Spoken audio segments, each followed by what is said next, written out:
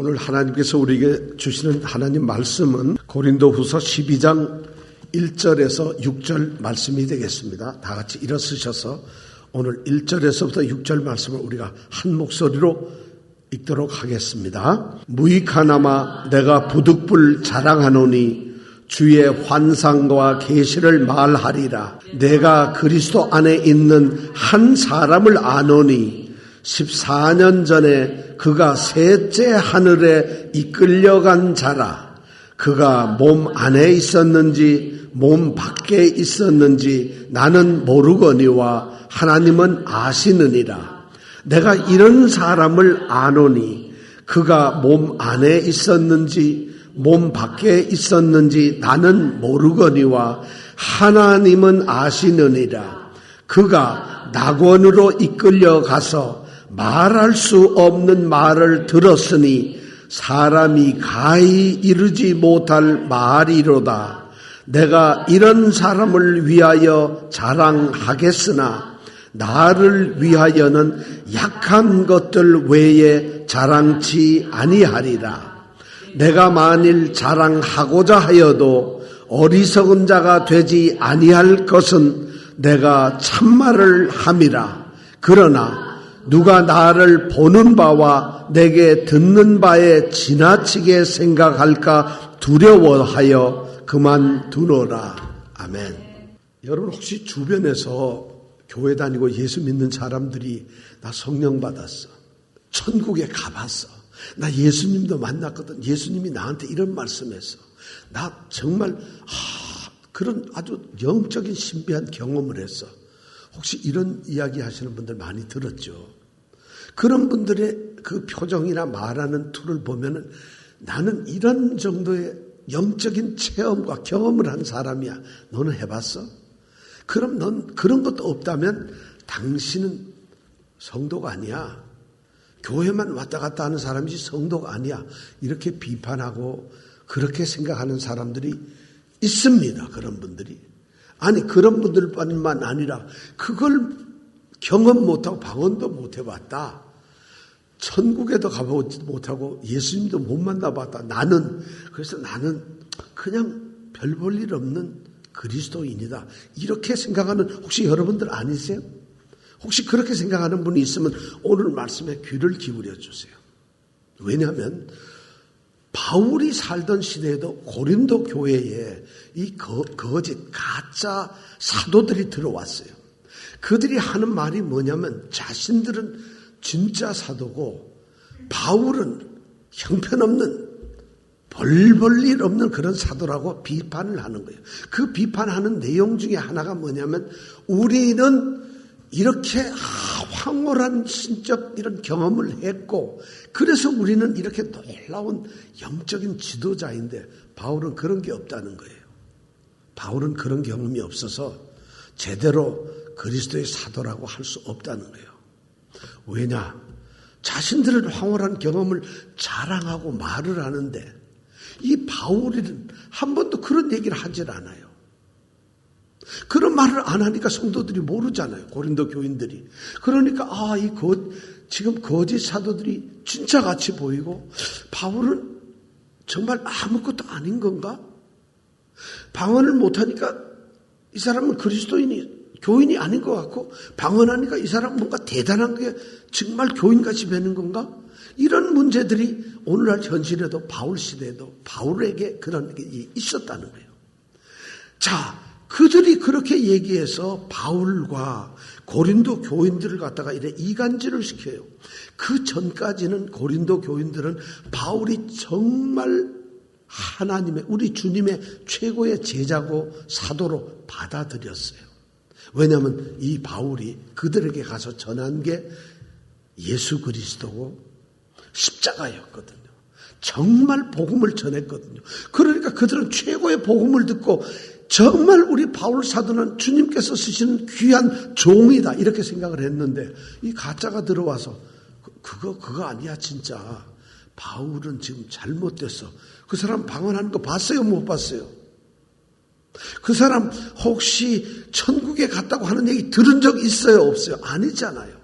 이렇게 교회와 바울을 이간질을 시키는 거예요. 이런 상황에서 바울이 이야기하는 것이 바로 오늘 우리가 읽은 말씀이에요. 바울이 첫 번째 그렇게 이야기하는 이 거짓 사도들에게 오늘 첫 번째로 하는 말이 이 12장 1절이에요. 뭐라 하냐면 무익하나마 내가 부득불 자랑하노니 주의 환상과 계시를 말하노라. 이렇게 말하고 이게 뭐냐면 여러분 내가 현재 지금 자랑하는 일 그 자체는 사실은 나한테는 전혀 도움이 안 돼요. 그리고 아무 유익한 것도 없어요. 또 그리고 정말 그게 나한테 무슨 필요가 있겠어요. 그런데 내가 지금 자랑해야 될 필요가 생겼어요. 왜냐? 이 거짓 사도들이 지금 나를 공격을 합니다. 저는 아무것도 경험도 없고 영적인 체험도 없는 정말 별 볼 일 없는 사도라고. 그래서 제가 어쩔 수 없이 여러분들에게 내 자신의 과거 영적인 경험을 이제부터 말씀을 하겠습니다. 그게 뭐냐? 주의 환상과 계시라는 겁니다. 내가 이제 주님께로 받은 주의 환상, 주님의 환상을 보았고 주님의 계시를 들었다고 이제 그 얘기를 하겠다는 거예요. 내가 너희들에게 밝혀주겠다는 거예요. 바울이 그런 얘기를 하죠. 환상은 뭐예요? 환상이란 뭐예요? 어떤 신비한 것을 보는 거잖아요. 환상은 눈을 뜨면 보일까요? 안 보일까요? 여러분 눈을 뜨면서 환상을 볼 수 있나요? 환상을 보려면 눈을 지그시 감아야 돼요. 자, 여러분 다 같이 눈을 감으세요. 환상을 사랑하는 사람은 눈을 떠도 보이고 눈을 감아도 막 사랑하는 사람은 보여요. 근데 이 환상 주님의 모습을 보려면 눈을 뜨면 잘 안 보여요. 근데 눈을 감으면 신비한 주님의 모습, 환상을 볼 수 있어요. 자, 이 시간 잠깐 눈을 감읍시다. 그리고 주님의 환상을 한번 봅시다. 조금 더 길면 졸음이 올 것 같고 잠을 자니까 여기까지만. 그래도 환상이 안 보여요. 환상은 바로 신이 나타난 신비한 그런 경험을, 그 장면을 보는 것을 우리는 환상이라고 그래요. 근데 신약 성경에서는 이 환상이라는 단어를 잘 쓰는데 환상이라는 단어를 쓰면서 반드시 그 앞에 주의 환상이라고 주님을 넣게 돼 있어요. 그러니까 이게 뭐냐면 주의 환상을 보았다는 거예요. 바울은. 주의 환상이 뭐냐면 주님의 환상. 어떤 모습일까요? 주의 환상을 보는 것이 뭘 봤을까? 갈릴리 바다 위를 걸어가시는 주님의 환상을 보았을까요? 아니면 5,000명을 먹이시는 그 기적을 베푸시는 주님의 환상을 보았을까요? 아니면은 태어나서 한 번도 걸어보지 못한 안전뱅이를 고치시는 그 주님의 환상을 보았을까요? 아니에요. 성경에 나타난 주님의 환상을 본 사람들은 부활하신 예수 그리스도를 보는 거예요. 바울도 그걸 봤어요. 다메섹으로 가는 길에서 부활하신 예수님을 보았다는 거예요. 그것뿐만 아니라 바울은 지금 오늘 그 부활하신 예수님의 환상을 보았다는 거예요. 천국 가고 예수님을 만났다고 하는 분들은 어떤 예수님을 만났을까요? 주로 이거죠. 천국에 갔더니 강변을 걸으시는 분이 있어서 누군가 이렇게 봤더니 예수님이더라. 뭐 이런 천국의 환상 이야기를 많이 해요. 근데 바울이 본 것은 부활하신 예수님인 것 같아요.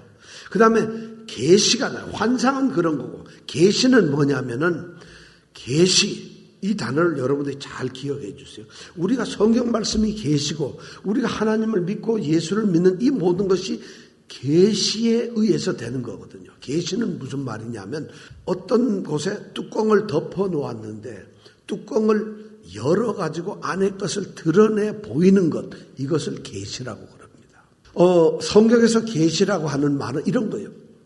우리는 하나님을 알 수가 없어요. 우리 인간들은 하나님을 절대 알 수가 없어요. 이렇게 말하면 여러분 중에서 한 분이 또는 많은 분이 저요, 우리 하나님 아는데요. 하나님은 천지를 창조하신 분이잖아요. 하나님은 우리의 주인 되시는 분이잖아요. 하나님은 능력이 많으신 분이잖아요. 하나님은 이 세상을 다스리는 분이시잖아요. 하나님은 천국에 계시잖아요. 이런 얘기를 우리는 합니다. 우리는 사실은 하나님에 대해서 우리는 안다고 생각을 해요. No. 사실은 우리가 하나님을 몰라요. 그런데 그러한 사실을 성경에서 하나님께서 알려주셨기 때문에 태초에 하나님이 천지를 창조하시니라 하고 성경에 알려줬기 때문에 우리가 하나님이 계시고 태초에 천지를 창조하셨구나 하고 알게 되는 거예요. 이 성경을 통하지 않으면 이게 없다면 성경을 들어본 적이 없는 사람이라면 성경을 한 번도 본 적이 없고 설교 시간에 졸았던 사람이거나 복음을 한 번도 안 들어봤거나 성경 공부를 해본 적이 없는 사람은 하나님을 알 수가 없어요. 왜냐하면 한 번도 못 들어봤으니까. 그들이 막 연구하고 컴퓨터로 막 공부를 하고 이래서 하나님을 막 공부하는 그게 하나님을 아는 게 아니라 거기에서조차도 하나님은 알려주셨던 거예요. 성경으로. 그래서 설교를 하고 책으로 나와서 성경으로 사람들이 읽어보고 해서 비로소 우리는 하나님을 아는 것이에요. 그러니까 하나님을 알려면은 하나님의 알려주신 방법인 성경을 보는 수밖에 없어요. 이분이 어떤 분인가? 아니 무슨 일을 하시는가? 이분과 나와는 어떤 관계가 있는가? 또 내게 그 하나님은 무엇을 해주시는 분인가? 그리고 그 하나님은 내게 무엇을 하라고 요구하시는 분인가? 하는 것을 성경을 통해서 알 수 있어요. 그래야만 우리는 하나님 사람으로서 살아갈 수 있어요. 그런데 그 말씀이 바로 성경에서 하나님이 알려주신 거예요. 하나님 속에 있었던 하나님만 가지고 있었던 그 하나님에 대한 모든 지식을 하나님께서 우리에게 알려주셨다는 거예요. 이것을 봐서 계시라 그래요. 그런데 바울이 바로 오늘 주의 그 환상과 주의 계시를 말하겠다고 우리에게 말을 합니다. 성경에 보면은 자 이런 얘기를 하고 있어요. 그러니까 쉽게 얘기하면 이거죠. 너희들이 영적 체험이 있다고 막 자랑했지. 그리고 너희들이 참으로 정말 바른 사도인 것처럼 얘기했지. 이제 내가 경험했던 환상, 내가 경험했던 계시를 너희들에게 말해주겠다.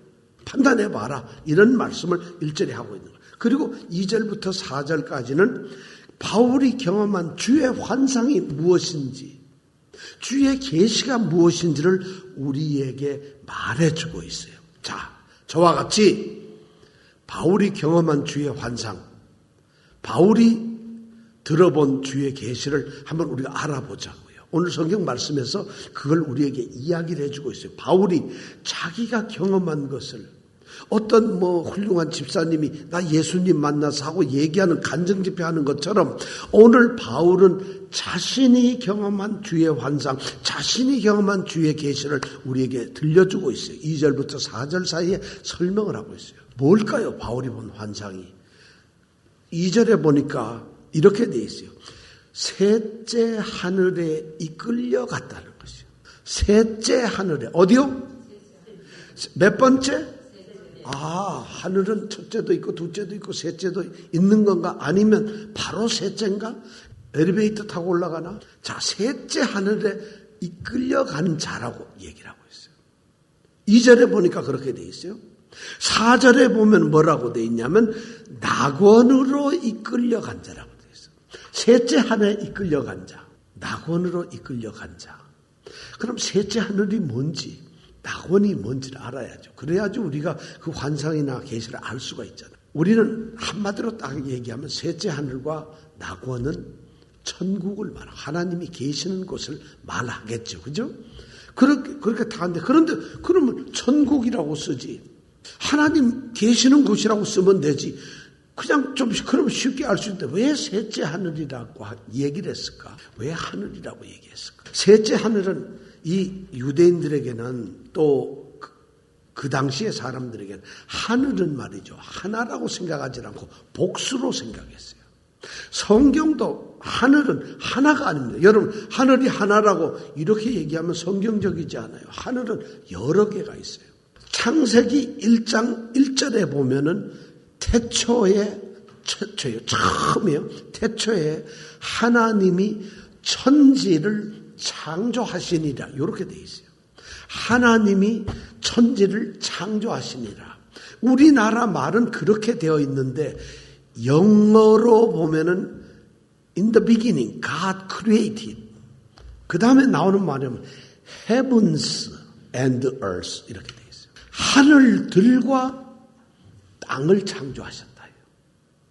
그럼 성경 원문은 어떻게 있냐? 똑같아요. 성경 원문에도 하나님은 태초에 하늘들을 창조하셨고 땅을 창조하셨어요. 땅은 하나인데 하늘들은 여러 개예요. 하나님이 창조하신 게 그거예요. 그럼 달나라는 뭐예요? 땅이 아니에요? 그거는 이거와 별개의 문제입니다. 하나님은 하늘들과 땅을 창조했어요. 그러니까 하늘이라는 말은 히브리인들이나 유대인들이나 그 당시 헬라 사람들은 하늘은 하나다 이런 생각을 갖질 않아서 하나는 여러 개 있다. 그래서 3개, 5개, 뭐 어떤 7개, 어떤 분은 10개가 하늘이 있다. 그 당시에 그렇게 얘기를 했어요. 그렇게 다들 하늘은 복수로 생각. 그래서 하늘들 중에 하늘, 하늘 위에 하늘, 모든 하늘, 뭐 이런 표현이 성경에 보면 아주 많이 나옵니다. 하늘은 복수다. 하나가 아니다. 하늘이 몇 개라고요? 하나가 아니에요. 복수예요. 복수. 그래서 바울이 여기서 셋째 하늘, 첫 번째, 두 번째, 셋째 하늘에 자신이 이끌려 갔다고 이야기를 합니다. 그럼 셋째는 뭐고 둘째는 뭐고 첫째는 뭘까? 이게 굉장히 궁금해지잖아요. 두 분이 궁금하지 않아요. 지금 전혀. 딱 두 사람이 이렇게 보니까 전혀 궁금한 생각이 없는 거예요. 자, 셋째 하늘에 갔다면 첫째는 뭘까요? 첫째는 말이죠. 이걸 기상학적, 대기 우주과학적으로 얘기를 하면 이 대기권, 공기를 셀 수 있는 대기권까지가 첫째 하늘이에요. 두 번째, 둘째 하늘은 그걸 넘어서 가지고 별들과 이런 모든 것이 창공을 둘째 하늘로 성경에서는 얘기를 하고 있어요. 셋째 하늘은 뭐냐? 그걸 또 넘어가지고 그 다음인가? 셋째 하늘이란 그 모든 하늘 중에서 우리가 전혀 생각할 수도 없고 사람들이 묘사도 할 수 없는 아주 지극히 영광스러운 하나님이 계시는 그곳을 얘기할 때 셋째 하늘이라 합니다. 그럼 우리는 죽어서 나중에 어디로 가게 될까요? 어디로 가게 될까요? 그러면 성경을 잘 아시는 분은 나는 죽어서 천국에 갑니다. 이렇게 말을 안 하고 또 이렇게 얘기할 수도 있어요. 죽어서 어디로 간다고요? 셋째 하늘에 갑니다. 다 같이 나는 죽어서 셋째 하늘에 갑니다. 시작. 야, 그러면 다른 교인들이 딱 들으면 이게 무슨 귀신 신나라 까먹는 소리야. 뭔 소리 하는데 성경을 모르시는 분이죠. 나는 셋째 하늘을 올라갑니다. 천국이란 말이에요. 모든 성도들 여러분들 셋째 하늘에 올라가시기 바랍니다. 셋째 천국이란 말이에요. 셋째 하늘. 근데 이거는 셋째 하늘 어떤 장소를 얘기하는 게 아니고 너무 존엄하신 하나님이 계신 곳을 성경은 셋째 하늘이라 그래요. 그러니까 천국이죠. 그런데 그럼 셋째 하늘만 얘기하면 되지 4절에 보면 낙원으로 이끌려갔다 그래요. 낙원으로. 셋째 하늘과 낙원은 같은 거예요. 성경에 보면 낙원이란 말이 3번 쓰여 있어요. 3번. 딱 3번 그 외에는 안 쓰여 있어요. 딱 여기 우리 4절에 나와 있는 낙원으로 이끌려 이럴 때 한 번 했고 또 한 번은 언제냐면 누가복음에 나와요. 누가복음 23장 43절에 보면 어떤 사건이 일어나느냐. 예수님이 십자가에 달려서 지금 계세요. 십자가에 달려 있어요. 근데 달려 있는데 왼쪽에도 사람이 하나 달려 있고 왼쪽에도 하나, 오른쪽에도 달려 있죠. 그 사람들이 누구죠? 강도들이에요. 예수님하고 동시에 지금 처형을 받고 있는 거예요. 십자가 처형을 받는 거예요. 오른쪽 왼쪽에도 다 강도가 있는데 그 중에 하나가 예수님께 말합니다. 예수님, 저를 구원해, 불쌍히 여기시고 저 좀 구원해 주세요. 당신은 정말 하나님 아들입니다. 당신이 저를 좀 구원해 주세요 하고 말을 하니까 예수님이 그런 강도를 보고 뭐라고 했냐면 다시요. 뭐라고요? 그렇죠. 내가 나와 함께 낙원에 있으리라. 그때 낙원이라는 말을 써요. 그러면 예수님은 그날 어디로 가시는 거죠? 낙원으로 가는데 이 강도는 또 어디로 가죠? 낙원으로. 그 강도는 회개를 해서 주님과 함께 천국에 간다는 얘기. 그럴 때 낙원이란 말을 썼어요. 그리고 계시록의 2장 7절에 보면 에베소 교회를 향해서 이 낙원이란 말을 썼어요. 그러니까 낙원은 천국이에요. 그런데 이 낙원이란 말을 본래 말은 우리가 파라다이스라 그러죠. 그런데 이 파라다이스란 말을 히브리어로 번역을 하면은 에덴이란 말이 돼요. 에덴, 우리 에덴 동산 그죠. 에덴이란 말은 2가지 뜻이 있어요. 기쁨이란 뜻이 있고 동산이란 뜻이 있어요. 무슨 뜻이 있다고요? 기쁨과 동산. 그럼 기쁨과 동산을 합치면 에덴은 기쁨의 동산이에요. 그러면 낙원이란 뭐냐? 즐거울라 동산 원자. 그럼 뭐예요? 그럼 에덴과 낙원은 같은 말이라는 것이죠. 이 파라다이스란 말에서 이게 발전이 돼가지고 어떤 말이 생겼느냐? 파크, 공원이란 말이 생겼어요. 왜냐하면 이 파라다이스란 말은 본래 울타리를 쳐놓은 그런 땅을 말하거든요. 근데 이 말이 점점 발달돼서 우리 사람들은 낙원에 가고 싶은 마음이 있다 보니까 우리가 말할 때 어디를 간다고요? 공원에 간다. 그래서 공원을 파크라고 얘기를 하고 있어요. 한 분이 지금 안 듣고 있어요. 그러니까 그분은 내가 잘 모를 것 같아요. 하여튼 근데 파라다이스는 그렇다는 거죠. 그러니까 파라다이스 천국을 얘기해요. 이거 다 똑같은 말이에요. 자, 낙원에 이끌려갔다. 그 다음에 셋째 하늘에 이끌려갔다. 우리는 거기를 어떤 소망을 가지고 있어요. 바울도 그런 소망이 있었을 텐데 거기에 이끌려갔다는 경험을 지금 얘기하고 있어요. 근데 어떻게, 언제? 이런 것이 궁금하잖아요. 바울이 지금 그 얘기를 우리에게 들려주고 있어요. 첫 번째가 뭐냐면 이런 경험이 언제 있었다고요? 2절에 보면 언제 있었어요? 내가 그리스도 안에 있는 한 사람을 아노니 뭐라고? 언제? 14년 전에. 바울은 지금 이 고린도에 편지를 쓰는 이때서부터 14년 전에 이런 경험을 했다는 거예요. 그러니까 오늘서부터 14년 전이면 2000몇 년 이게 아니고 바울이 이 편지를 쓴 그 당시 14년 전에 이런 경험을 했다는 것이에요. 이 경험을 14년 전에 했어요. 그런데 놀라운 걸 가만히 보면 바울이 이런 자기의 경험을 얘기하는데 이상하게 내가 말이죠. 14년 전에 셋째 하늘에 이끌려 갔었어요. 이렇게 말을 하지 않고 2절에 보니까 내가 그리스도 안에 있는 한 사람을 안다는 거예요. 누군지 몰라요. 내가 그리스도 안에 있는 한 사람. 그리스도 안에 있는 사람이란 무슨 말일까요? 그리스도인이란 말이죠. 하나의 우리처럼 성도를 안다. 그리스도인을 안다는 건데. 근데 그 사람이 뭐냐면 그가 셋째 하늘에 이끌려간 자라는 거예요. 자기를 얘기하는데 내가 그러지 않고 마치 제3자처럼 얘기를 하고 있어요. 내가 그리스도 안에 있는 어떤 사람 하나 알고 있거든요. 그럼 사람들이 얘기 들을 때 누굴까? 그 사람 누구예요? 그 사람 좀 얘기해 주세요. 그랬더니 그가 셋째 하늘에 이끌려간 자야. 고린도 교회 성도들 얼마 우리한테도 우리가 이런 얘기를 딱 들으면 바울이 지금 누구 얘기하려는 거지? 이정근 집사님을 얘기하려는 건가? 누구를 얘기하는 걸까? 이런 의심이 생겨요. 바울은 놀랍게도 자신의 경험을 마치 다른 사람이 경험한 것처럼 제3자를 얘기를 하고 있어요. 왜 그럴까요? 자기를 탁 밝혀내고 내가 말이야. 여러분 들어보세요. 간증하시는 분들 그렇잖아요. 주님은 나를 너무 사랑하세요. 그래서 주님이 나를 불러서 내가 주님이 계시는 천국에 갔잖아요. 주님이 강변을 걸으시면서 나를 불렀어요. XX야 이리 오너라. 전 너무 반가워서 주님을 만났어요. 이렇게 얘기를 해야 되는데 이 바울 사도는 자기를 내는 내가 어떤 사람 알거든요. 근데 그 사람이 하늘에 가서 천국에 갔어요. 바울은 이것을 자랑으로 여기지 않기 때문입니다. 바울은 이것이 뭐 대단한 걸로 생각하지 않기 때문에 바울은 이런 거 얘기를 하는 걸 굉장히 바울은 거북해하고 이것이 부끄럽고 어리석은 일이라고 생각을 하기 때문에 자신을 드러내놓고 싶지 않아요.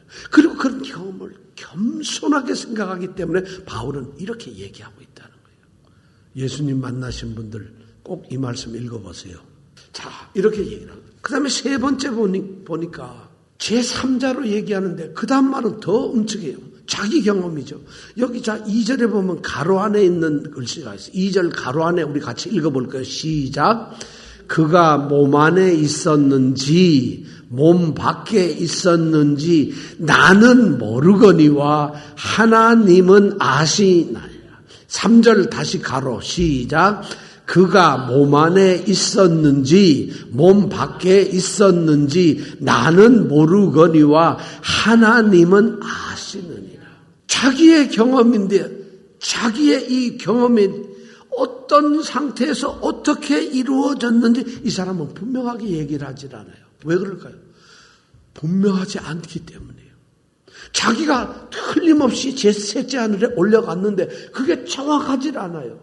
그럼 안 갔다는 게 아니라 정확하게 그 신비적 체험을 인간의 말이나 인간의 생각이나 인간의 눈이나 인간의 어떤 감각으로 자기가 말할 수 없기 때문에 그걸 정확하게 말을 할 수가 없어요. 그러니까 바울이 얘기를 해요. 그 사람이요, 몸 안에 있었는지 몸 밖에 있었는지 알지 못해요. 나는 몰라요. 그 얘기는 뭐예요? 내가 나를 모르겠어요. 그때 어떻게 된 건지. 하여튼 경험은 있는데 어떤 상태인지 모르겠어요. 내가 몸 안에 있어서 몸이 쏙 예수님을 만나러 셋째 하늘에 간 건지, 아니면 몸은 가만히 있는데 나의 영이 슝 하고 나서 예수님을 만나러 간지 난 모르겠어요. 이것이 영적 체험의 사실은 진짜입니다. 우리는 영적인 일을 우리가 가진 인간의 생각으로 쉽게 판단할 수가 없는 것이에요. 바울은 지금 그런 경험을, 그렇기 때문에 바울은 이 신비의 체험을 말할 수가 없었던 거예요. 안 하는 거예요. 자, 그 다음에 바울이 네 번째로 얘기하는 건 뭐냐면, 이 신비한 자신의 경험이 자신이 예수님을 만나야지, 이런 환경에 내가 들어가 봐야지 하고 자신이 노력하고 애쓰고 그리고 자신의 의지로 간 것이 아니라 전혀 다른 어떤 외부의 힘에 의해서 갔다는 것이죠. 그렇기 때문에 그는 뭐라고요? 셋째 하늘에 이끌려 갔다는 거예요. 자기가 셋째 하늘에 걸어가거나 올라간 게 아니라 이끌려 갔다는 거예요. 4절에 보니까 낙원으로 이끌려 갔다는 거예요. 피동태, 수동태로 쓰고 있어요. 외부에서 누군가가 이 일을 하고 있어요. 하나님이 그렇게 하는 거예요. 주님께서 나를 갖다 그런 경험을 하게 하셨다는 거예요. 그럼 너는 어느 상태인지도 모르고 네가 어떻게 했는지도 모르고 그 다음에 셋째 하늘을 끌려갔는데 너는 갔다고도 얘기도 안 하니까 그 말을 어떻게 믿어? 바울은 이렇게 얘기합니다. 그렇지만은 하나님은 아시느니라. 하나님이 하신 거거든요. 그걸 바울은 확신이 있어요. 자기가 셋째 하늘에 끌려간 것이 하나님이 하신 거예요. 그런데 자기는 잘 몰라도 누구나 아신다고요? 직접 그 일을 하시는 하나님은 아시는 거예요. 내가 몸 밖에 있었는지 몸 안에 있었는지 몰라요. 내가 나원에 하여튼 끌려갔는데 나를 끌고 가신 그분 하나님은 그 하나님이 하셨으니까 너무 잘 아는 거예요. 그래서 나의 이 경험, 나의 영적 체험을 얘기하는 게 거짓말이 아니라는 거예요. 바울이 네 번째 그렇게 얘기를 했어요. 자, 그 다음에 다섯 번째 바울은 또 무슨 경험을 하느냐. 아주 중요한 얘기를 4절에 하고 있습니다. 자, 4절 한번 같이 읽어보겠습니다. 시작. 그가 낙원으로 이끌려 가서 말할 수 없는 말을 들었으니 사람이 가히 이르지 못할 말이로다. 여기에서 저는 띵 하고 충격을 받았어요. 이거로구나. 셋째 하늘에 올라간 사람들, 신비한 체험을 한 사람들은 이런 경험을 했구나. 바울이 낙원에 이끌려 올라갔는데 어떤 형상을 봤을까요? 주님을 보셨겠죠. 부활하신 주님을 봤는데, 그런데 어떤 말을 들었다는 거예요. 주님께서 말씀을 하셨죠. 왜냐하면 몸 밖에 있는지 몸 밖 안에 있는지 그것도 모르겠고 정신이 없는 상태에서 하여튼 힘들게 하나님한테 주님 앞에 갔는데 주님께서 말을 하셨다는 거예요, 자기에게. 그런데 그 말에 대해서 자신이 여기에 두 개를 쓰고 있어요. 첫째 뭐냐면 4절에 보니까 이끌려가서 어떤 말을 들었느냐. 말할 수 없는 말을 들었다. 말할 수 없는 말을 들었다는 거예요. 말할 수 없는 말이라는 게 뭔가요? 말할 수 없는, 듣기는 들었어요. 그런데 말할 수 없는 말이에요. 뭘까요? 우리가 천국 갔다 온 사람들, 예수님이 딸아, 너는 이 땅에서 가장 내가 사랑하는 자니라. 이런 말 다 말할 수 있는 말 다 들었다 그러잖아요. 근데 바울 사도는 말할 수 없는 말을 들어. 이 말할 수 없는 말이란 무슨 뜻이냐면 인간의 이성이나 인간의 생각이나 인간의 어떤 그걸로는 도저히 인식을 하고 깨닫고 알아낼 수 있는 그런 말이 아니라는 것이에요.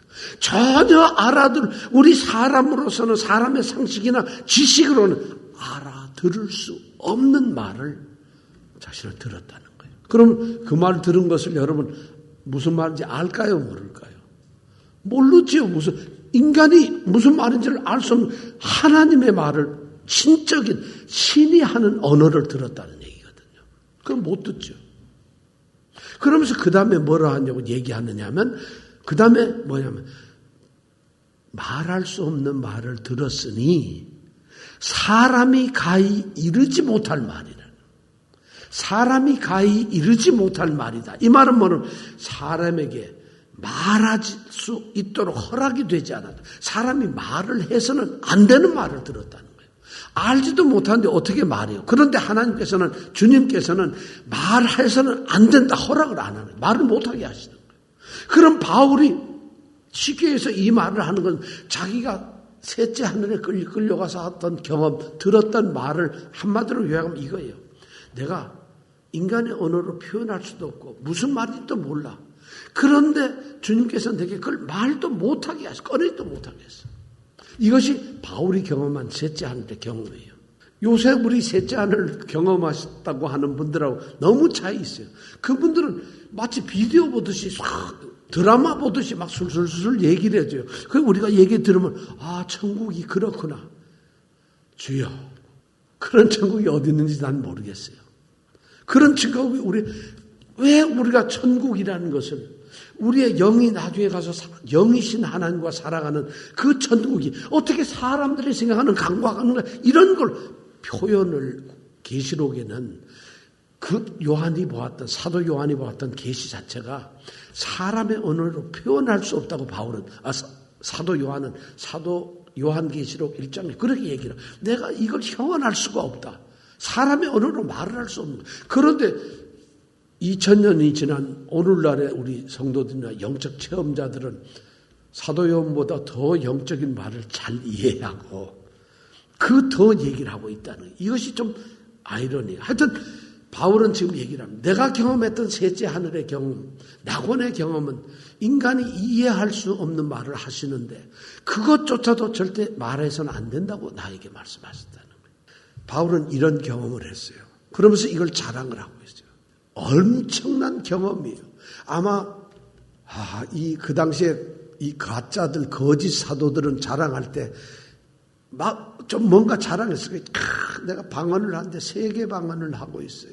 내가 병도 고치고 뭐 이런 얘기를 했을 텐데 아마 바울이 이 얘기를 딱 셋째 하늘에 갔던 이 끌려갔던 경험을 얘기를 하면 아이고 깜짝 놀랐을 거예요. 그런데 바울이 5절 6절에 보면 결론적으로 이렇게 얘기를 해요.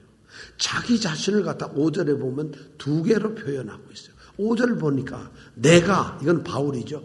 이런 사람을 위하여. 이런 사람은 누굴까요?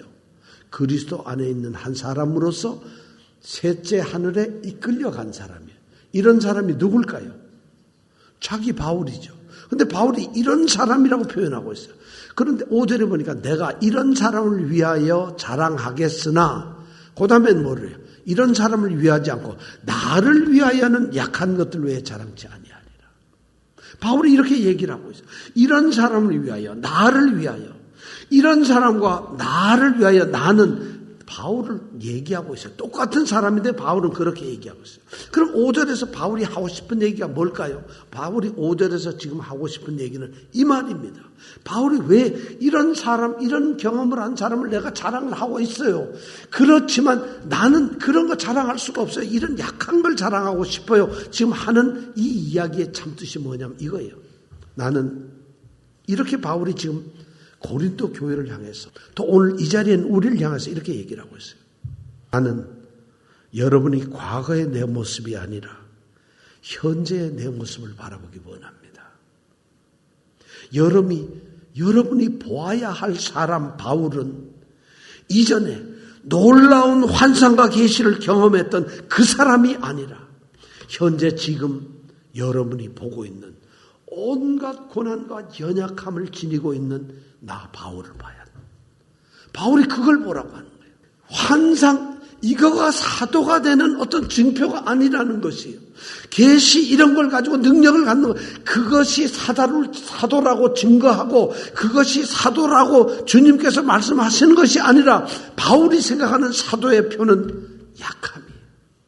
허약하고 보잘것없고 쓰러지고 넘어지고 피해받고 정말 아무것도 아닌 그런 존재가 바로 진정한 사도의 표라는 것이에요. 현재. 그러니까 그런 과거를 내가 이런 얘기를 한다고 해서 이런 바울을 보지 마세요. 환상과 계시를 본 바울을 머릿속에 지워버렸어요. 그건 중요한 거 아니에요. 여러분들이 봐야 될 건 지금 연약하게 편지를 쓰고서 여러분들에게 상처를 받고 여러분들에게 정말 힘들어하고 있는 여러분들 때문에 고생했던 이 바울을 기억해 달라는 겁니다. 왜냐하면 바울은 그것이 자기의 진정한 자랑이라고 생각해요. 그러면서 왜 내가 이런 말을 하는지 6절에다 그 이유를 얘기를 하고 있어요. 6절 한번 같이 읽어볼까요? 시작. 내가 만일 자랑하고자 하여도 어리석은 자가 되지 아니할 것은 내가 참말을 함이라. 그러나 누가 나를 보는 바와 내게 듣는 바에 지나치게 생각할까 두려워 그만두노라. 자기가 자랑을 해도 괜찮아요. 왜냐하면 이게 거짓말이 아니라 진짜이기 때문에. 그래서 자랑을 해야 돼요. 근데 자신은 이제 자랑 그만두겠다는 거예요. 그만두겠다. 자랑 안 하겠다는 거예요. 왜 그럴까요? 그 이유가 바로 여기 있어요. 6절 중간에 보니까 그러나 누가 나를 보는 바와 내게 듣는 바에 지나치게 생각할까 봐. 이 지나치게 생각할까 봐 뭐예요? 오, 대단하게 생각할까 봐요. 나를 엄청나게 높이고 우러러 볼까요?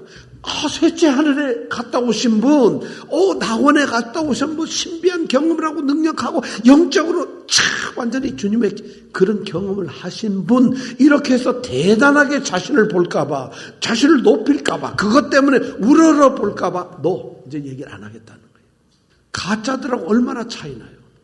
오늘날에도 그런 사람들과 이 바울의 모습이 얼마나 차이 나요. 오늘날에도 영적인 체험을 나는 했습니다. 나는 능력의 종입니다. 나는 어떤 방언을 어떻게 합니다. 나는 아픈 자를 어떻게 고쳤습니다. 나는 다 죽을 때까지 갖다 살아났습니다. 얼마나 많은 사람들이 얘기를 하고 있어요. 바울이 얘기를 뭐래요? 그런 얘기를 하게 되면은 사람들이 나를 높게 보고 대단하게 보고 우러러 볼까봐 나 그만둘래요. 나는 약한 존재예요. 바울은 그렇게 얘기를 하고 있다는 거죠. 이것이 바울이 말하는 자랑입니다. 바울은 거짓 사도들이 자랑하는 것처럼 영적 체험을 자랑하지 않고 전혀 그 생각하기 신비한 영적 체험을 결코 자랑하지 않아요. 바울이 정말 그랬을까요? 그런 것 같아요.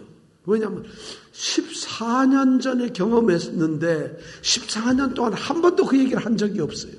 만약 했다면 성경에 끊임없이 얘기가 나왔을 거예요. 그런데 얘기를 한 번도 한 적이 없어요.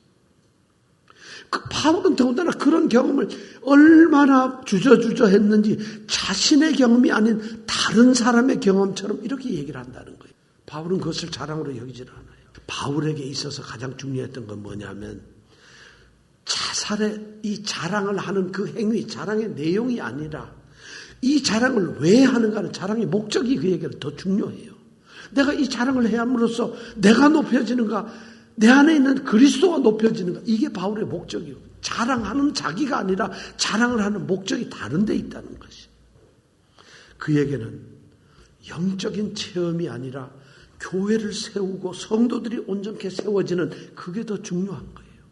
자신이 영적 체험을 해가지고 못한다, 이게 중요한 게 아니라 고린도 교회 성도들 한 사람 한 사람, 그리스도 안에 있는 우리 그리스도인들이 올바로 주님 앞에 세워져서 참된 그리스도인 된, 이게 자기에게 더 자랑이라는 것이, 더 큰 일이라는 거예요. 그래서 바울은 자신의 영적인 이런 체험을, 그것을 성경에는 한 번도 쓰질 않을 거예요.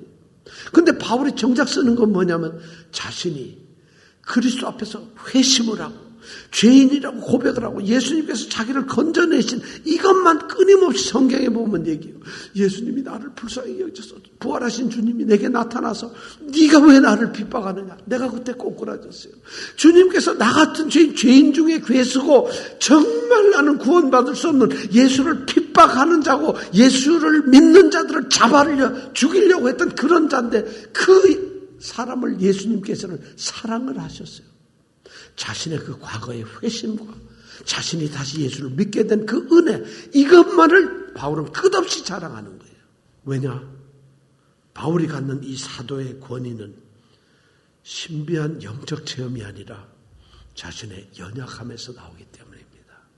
자신의 연약함. 바울은 영적 체험 때문에 사람들이 자신을 우러러보는 걸 두려워하고 있어요. 그래서는 안 된다고 생각해요. 깨지고 지치고 상처받고 허약한 그 바울을 보라고 바울은 얘기를 하고 있어요. 자신의 약함을 통해서, 자신의 부족함을 통해서, 자신의 어리석음을 통해서, 자신의 아무것도 아닌 버려진 자신의 모습을 그 가운데서 하나님이 어떤 일을 하셨는가를 봐달라는 거예요. 하나님이 자신을 통해서 하셨던 그 위대한 하나님의 구원의 일을 보라는 것이에요. 여러분들이 바로 그런 바로 대상이라는 거예요. 그런 바로 증거라는 거예요. 자신의 약점이 아니라 자신의 약점 속에서도 위대한 일을 이루어내시는 하나님, 위대한 일을 이끌어내시는 주님, 그 주님의 영광을 바라보라는 거죠. 약한 나를 보면서 여러분, 주님의 영광을 보십시오. 바울은 지금 그 얘기를 하고 있어요. 우리 그리스도인들은 약하고 쓰러지고 실패하고 바보 같은 어리석고 이렇다고 두려워하거나 무서워할 필요 없어요. 그때 주님께서 우리를 찾아오시고 강하게 세워주시고, 지금 바울은 자신의 사역이 바로 그렇다고 생각을 하고 있는 거예요. 저는 우리가 약할 때 약한 것을 투덜거리고 불평하고 그것을 원망하고 그것에 좌절하고 슬퍼할 게 아니라 그 약함에서 우리를 들어쓰시는 능력의 그 주님을 바라보는 것이죠. 그 주님에게 우리의 시선을 놓고 그 주님께 메어 달리는 것이죠. 그 주님께서 나를 이끌어서 제 셋째 하늘에 이끌어 가시는 그 주님을 봐야 된다는 것이죠. 바울이 지금 오늘 우리에게 이 증거를 해주고 있어요. 이 은혜가 우리들에게 있기를 원합니다. 기도하겠습니다. 주님, 이제 두려운 말씀이지만 오늘 우리에게 무언가를 주님께서는 바울의 입을 통해서, 바울의 글을 통해서 우리에게 들려주십니다. 주님, 우리가 약하더라도 두려워하거나 약하더라도 슬퍼하거나 약하기 때문에 괴로워하거나 우리가 약하기 때문에 실망하지 않게 하시고, 이렇게 나를 만드신 분이 바로 주님이시고, 이렇게 만든 나를 주님께서 쓰신다는 것을 기억하게 하시고 주님을 바라보게 하여 주옵소서. 아멘. 예수님 이름으로 기도드립니다. 아멘.